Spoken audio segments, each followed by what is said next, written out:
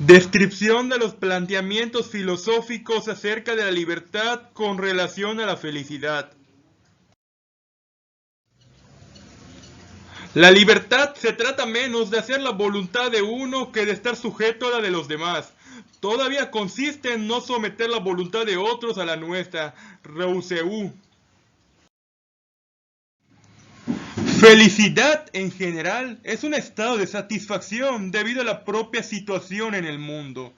Por esta relación de satisfacción, la noción de felicidad se diferencia de la beatitud, que es el ideal de una satisfacción independiente de la relación del hombre con el mundo, y por lo tanto restringida a la vida contemplativa o religiosa. Nació en la antigua Grecia cuando Tales de Mileto afirmó que es sabio quien tiene un cuerpo sano, fortuna y un alma bien educada. La felicidad es la medida del placer y la proporción de la vida, o sea, como el mantenerse alejado de todo defecto y de todo exceso. Esta definición la proporciona Demócrito. La felicidad es el sistema de los placeres. Solo el placer es el bien porque solamente él es deseado por sí mismo y por lo tanto es el fin en sí. El fin es el placer particular. La felicidad es el sistema de los placeres. Definición de Aristipo que como veremos tomarán posteriores filósofos. Platón negó que la felicidad consistiera en el placer y en cambio la consideró relacionada con la virtud. Hegesias negó la posibilidad de la felicidad por el hecho de que los placeres son muy raros y efímeros. Tiendo a estar de acuerdo con ambos. Para Platón el concepto de felicidad es semejante al de Tales. Son felices los que poseen bondad y belleza. Aristóteles dijo que las personas felices deben poseer tres especies de bienes, externos, del cuerpo y del alma. Epicuro dijo que la clave de una vida feliz es acumular la mayor cantidad de placer y reducir al máximo el dolor. Para Locke, la felicidad en su grado máximo es el más grande placer de que seamos capaces y la desgracia el dolor mayor. Leibniz define la felicidad como un placer duradero, lo que no podría suceder sin un progreso continuo hacia nuevos placeres. Con Hume, la felicidad como sistema de placeres adquiere un significado social, pues la define como el placer que se puede difundir, el placer del mayor número y se convierte en la base del movimiento reformador inglés del siglo XIX. Kant considera imposible poner a la felicidad como fundamento de la vida moral y la definió como la condición de un ser racional en el mundo, al cual en el total curso de su vida todo le resulta conforme con su deseo y voluntad. Kant demostró que tal noción es empíricamente imposible, o sea, irrealizable. Como concepto de satisfacción absoluta y total, Hegel define la felicidad como el ideal de un estado, condición inalcanzable, excepto en un mundo sobrenatural y por intervención de un principio omnipotente. Voluntad. La voluntad es la capacidad de un individuo de tomar decisiones y organizar su propia conducta, es decir, de disponer de sí mismo con autonomía. Por ende, las cosas que realizamos con voluntad son aquellas que hacemos con plena intención de hacerlas, al contrario de lo que hacemos involuntariamente. Esta palabra proviene del latín volutas, derivado del verbo volo, querer, por lo que está íntimamente vinculada con el deseo, es decir, con lo que nos gustaría hacer o conseguir, y por lo tanto con aquello que nos proponemos. Por eso hablamos de buena voluntad o mala voluntad cuando se hacen las cosas para decir que fueron hechas pensando en hacer el bien o en que salgan bien, o por el contrario en hacer el mal o sin importar cómo salgan. La voluntad está vinculada siempre a la conciencia, a la lucidez y a las decisiones propias. de modo que aquello que se realiza bajo estado de coacción o bajo el efecto de sustancias no se considera llevado a cabo de manera voluntaria. La voluntad es necesariamente una expresión de subjetividad de las personas. La fuerza de voluntad es la capacidad de sostener una conducta deseada o de insistir hasta que algo que uno desea se materialice. En otras palabras, es la tenacidad, la insistencia, la determinación. Las personas con mucha fuerza de voluntad son capaces de tomar y sostener decisiones de manera voluntaria y firme, sin demasiadas tintubeos y arrepentimientos, y sobre todo sin flaquear y desistir antes de haber logrado el cometido. Por ejemplo, se requiere mucha fuerza de voluntad para cambiar los propios hábitos por otros, ya que una vez que uno está acostumbrado a hacer algo de manera sostenida, cuesta mucho interrumpir la tradición y fundar una nueva. Por eso los fumadores, por poner un ejemplo, tienen tanta dificultad para romper el hábito, incluso sabiendo que les resulta nocivo a ellos y a las personas cercanas.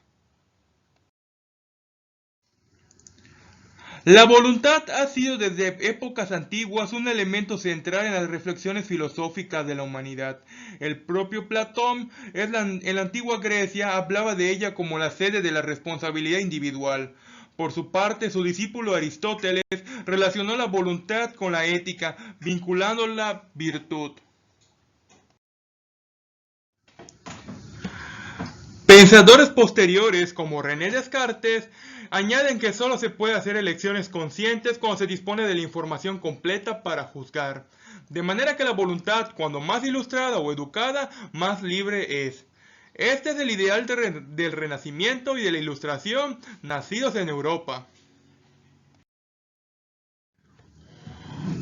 Otros filósofos como Baruch de Spinoza, Immanuel Kant y Arthur Schopenhauer le dedicaron a la voluntad mucha de su obra, llegando este último a postular que es la realidad última que subyace al mundo de los sentidos.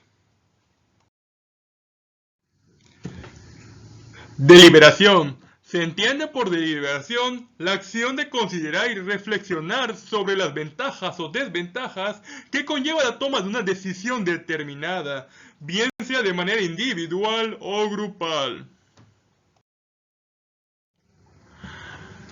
La palabra deliberación deriva del latín deliberare, que se refiere a la acción de deliberar. Entre los sinónimos que se pueden emplear para referirse al término deliberación están los siguientes: reflexión, consideración, análisis, debate, discusión, decisión, determinación, fallo, entre otros. Uno de los conceptos más complejos para la interpretación de la ética aristotélica es lo que Aristóteles llama deliberar y su relación con lo que podríamos llamar la acción moral.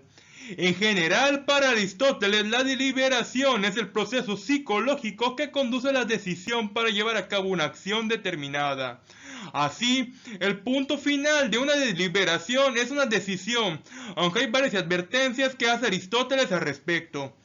Primero, que no todas las decisiones que lleven a acciones exitosas podrían llamarse decisiones moralmente correctas. La segunda advertencia es que no todas las decisiones llevan necesariamente a la acción, tal como sucede en particular con el incontinente, quien actúa en contra de sus propias decisiones. Dadas estas advertencias, surge el problema de determinar cuál es el marco normativo en el que es posible evaluar si una deliberación y su consecuente decisión y acción fueron acertadas o no. Este problema se hace más patente por la insistencia de Aristóteles en que la deliberación se da en situaciones o en que las opciones sobre las cuales decide son indeterminantes o imprecisas.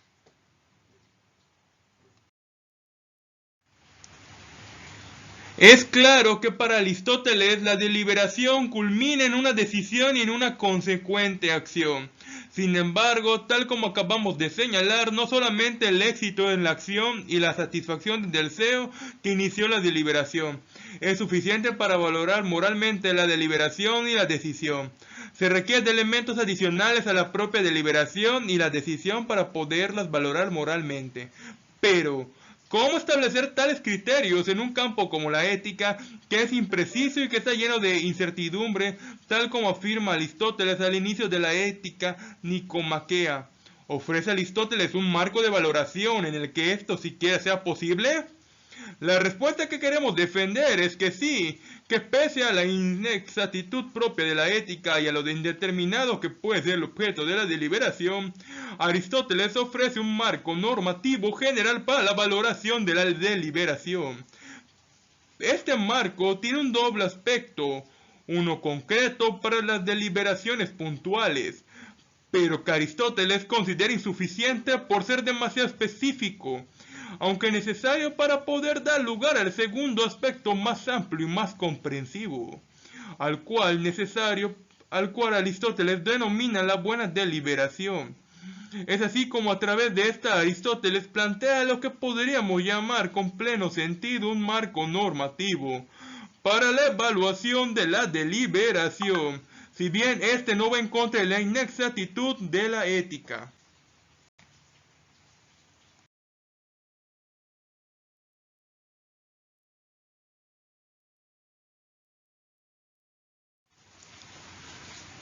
Libre albedrío.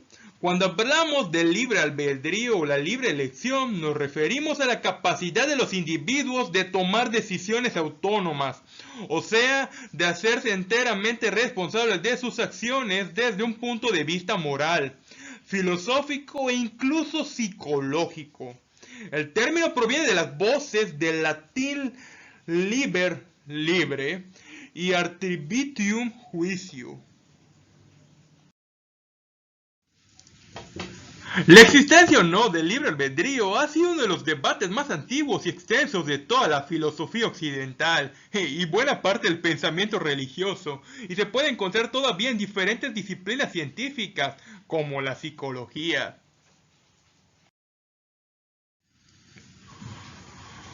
Fundamentalmente, el debate consiste en dos posiciones encontradas, una de las cuales propone que nuestras acciones están regidas por ciertas causas previas, Dios, el destino, los genes, etc.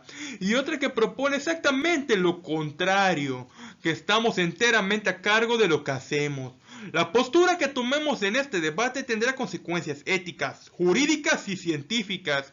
De ahí su importancia en la tradición del pensamiento occidental.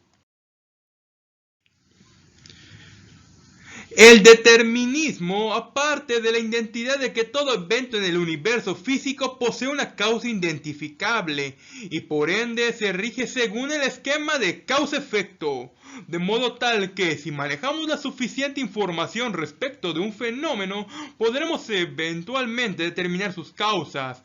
Así, si una pelota vuela por los aires es porque antes alguien la arrojó, y eso mismo sentido tendría entonces que aplicarse al ser humano, cuyas decisiones serían producto de una configuración mental determinada por el entorno o por la composición química del cerebro.